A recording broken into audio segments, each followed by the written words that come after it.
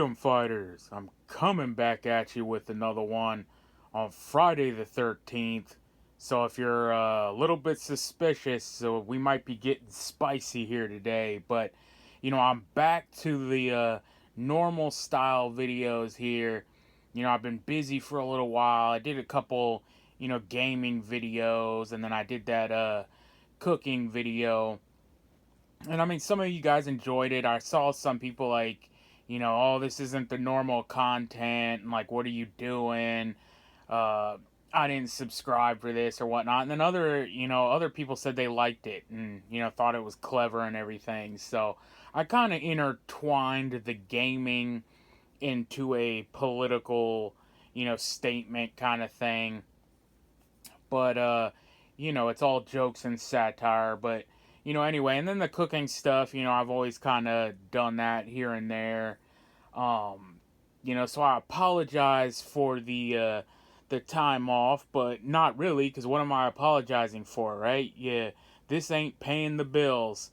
So, I'm just doing this to keep people, up to date on some news and try to wake up some poor lost souls. But, it's busy times, man. Thanksgiving and then Black Friday and that whole weekend was crazy. And then Cyber Monday and pretty much that whole week, just trying to get stuff together and recover. And, it's just been nonstop. And then getting ready for Christmas sales and different stuff, I got going on. And Christmas is coming up. I'm probably going to have to take some more time off. I'm probably going to switch up, the show. I was doing Monday, Friday, up to the election because, there's a lot of stuff going on. But I think I'm going to stick to the Friday shows now and do a weekly wrap up, which is kind of like what I was doing prior to the election run up. Was just kind of, come at you on these Fridays and, go over, what happened. And maybe on Monday we'll do, kind of like different style videos. I don't know. If I'm still up to it, I'll throw something out on Monday. But anyway, man, let's get to it. I know a lot of people were talking about the Hunter pardon. They wanted me to talk on that when it happened, and I was just like, I mean, who didn't see it coming? But like I said, I was too busy to really, post anything substantial on it. I wrote a tweet, on X, formerly known as Twitter. If you follow me on True Social or something, you'll see kind of my up-to-date posts. But as far as my YouTube and Rumble videos, I didn't put anything out for that. But yeah, we knew, they were going to let him off. And I partially thought that they were going to do that. But I also thought, the fix was in, for Hillary, man, for Kamala. So I thought, they're not. I'm like, the DOJ is eventually going to have a workaround or something for Hunter. He's going to get let off, easy or, something like that. But once, they were like, oh, nope, Trump's coming in, I said, oh, no, they're going to, he's definitely going to sign him off on that. And it was more of a blanket pardon than just like, oh, yeah, you're off on the charges. I think, what exactly was he up for? I think it was the gun charge and some taxes and stuff like that. But, yeah, I mean, the drug stuff and all that. But it's running cover for much deeper. I mean, it's like all of the Ukraine, like, business dealing, the, and rumors of, trafficking and all the stuff that was going on. That and supposedly it doesn't just cover Hunter. It's like anyone associated with those things. That's why people were like, it goes much deeper. But I saw a comment from what's his name? I think Chad over there at 3 of 7, and when he was talking about it, he was like, "Man, this just further, lets us know we are not being governed; we are being ruled." And that it's, a clear um, two-tier justice system, which we've talked about all the time. We know these people don't get held accountable. They always seem to skate by the hair on their head. Just, they never get held accountable. Then, you see other people who get a speeding ticket 5 miles per hour over the speed limit, or whatever. And don't even talk about the big stuff. I mean, gun charges, anything like that. They'll hold you and I accountable for anything that you do with that. But, I talked about it before. There is no such thing as gun charges. And when all this 2A, gun community was celebrating that Hunter got charged, I was one of the few. There were some other ones that were like, we shouldn't be celebrating this. And if we stay true to our beliefs, then this isn't even a real charge. The Second Amendment covers what Hunter did. And I understand people wanting to see him go down and all that, but that's not a case to be brought up on. But anyway, then we got this CEO hitman thing going down, and they finally got the suspect, or arrested this Luigi guy. And I was following that pretty closely, and it was kind of a unifying thing there for a little bit, because everyone, the right and the left, were kind of celebrating it. It kind of came out, I mean, he was following like AOC and some other people, but he was also following like some red pill content creators, stuff like that. It appears to me he's more of a libertarian. It doesn't really people were saying he was more of a leftist kind of guy. The right is starting to kind of distance themselves from him, but in the beginning they were all in.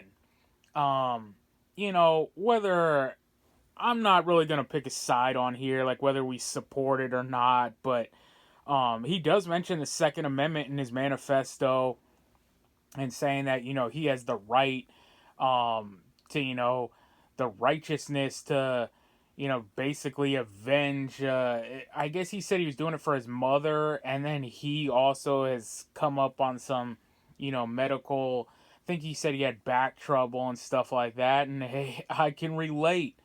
I can relate to that, and I think that's why everyone kind of came together on the issue. Is we've all been screwed over by the healthcare system, whether or not you haven't. I'm sure a parent or grandparent that you have, or someone you've known, has dealt with that issue, and I'm also dealing with that current situation, which I'll probably do in a whole separate other video.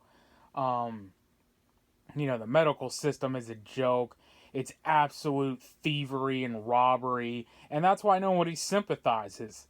Especially with supposedly this company was like a top denier of claims and all this, and they're making like stupid money. Pretty sure it was $1 billion company or something, and the CEO is drawing a paycheck of, I think, 10 or $15 million. I can't even remember, but what it really comes down to was they were like speculating on the gun. Oh, it's a ghost gun. Oh, the suppressors and the silencers. And I saw that coming a mile away. That's what it was gonna be about. More legislation. Oh, we can't have assassins on the street. And then, with this new administration coming up, they've long talked about, the Hush Act, I believe is what they call it, or the Silence, Hearing Act, or something like that, Suppressor Act. So, now they're trying to go like that. Well, now you're going to have assassins on the street if you legalize suppressors. Suppressors are, I think there were like 2% of crime used is use suppressor. And everybody knows, and people took pictures and video of this guy. And one of the guys on the street was like, I heard the shots and I got my camera out, because it's exactly that. It's a suppressor. It suppresses the noise. It doesn't silence. It's not like the movies where you don't hear anything. And I was thinking, I always go back to that John Wick clip where they're in the subway and he's having I think it's Common, the actor, but who plays another assassin, and they're having a duel in the subway, the train station, and they're going back and forth, and you know, uh, shooting at each other, and everyone's just going about their day, walking, trying to make their train, um, and they're going back and forth, and I'm like, it's the movies, it's the movies that doesn't really happen, so and again they were like, oh, he used subsonic ammo. They were like, is it jamming because he was messing with the pistol? They've gone back and forth of what it is. They're like, it's an old World War II era pistol. They've said it's this FN, high model, $2,000-$3,000 single shot pistol or something. I think they said it was a veterinarian bolt gun at one point. Now it's a ghost gun. It's all been back and forth, but and in New York, and in his manifesto, he says again, the Second Amendment is clear. He says, I don't care about the laws, F the law, So again, New York gun control and federal gun control with the silencers and stuff couldn't stop this act. So again, gun control is a complete failure. It's worthless and it shouldn't even exist. And on the topic of New York, you have Daniel Penny getting released, and I was surprised even Eric Mayer Adams jumped on that in support of Mr. Perry. He was like, I think it was so clear cut. He's a decorated veteran. I believe he was a Marine or a SEAL, one of those. Against a guy with a rap sheet a mile long, known to cause trouble. It was pretty clear he was, defending people. And I'm pretty sure the people in the subway even said that. He came to the defense. And then there's, of course, the leftist agitators. AOC is saying that people are less safe. BLM mobs were out calling for vigilantes and all that against white people. So, and they're saying they're going to try to start some kind of civil conflict and all that. So, before Trump gets in, it's the same old play. It's the same old tagline, same old thing. Lots of craziness. You got the drone situation coming off. I forget who that congressman or whatever came out and said it's an Iranian mothership. And then the Pentagon came out and said there's no such thing, or we don't know, it's unconfirmed. Supposedly these things are showing up all around, even overseas, around naval bases and stuff like that, and people are going back into the UFO, UAPs or whatever, kind of thing, and who really knows, man? It's China air balloon part 2 of what the heck is flying around the skies, and are they just planning again? We've talked about fake alien invasions and psyops all the time. What's going on there? Syria has fell. Their leader Assad has fled, and all kinds of stuff is going on there. And I'm no geopolitical expert, and I've looked into it a little bit. There's really no position to take here. I mean, there is a little Bashir al-Assad or whatever is he's a leftist. So I know the right is kind of like, getting on his on his side here. Well, even though he's a leftist and all that, he didn't persecute Christians. He allowed Christians, in his nation to worship, which is saying something for the Middle East. And he pretty much got conquered by a, radical Muslim jihad. I think the leader was former Al Qaeda or something like that. So, why we're celebrating this, I'm not sure. And, Israel is coming in and saying they're taking over, which we've talked about all along. Sorry, fellas, they shut me down for speaking some truth. No, I'm just playing around, man. It's my trash phone.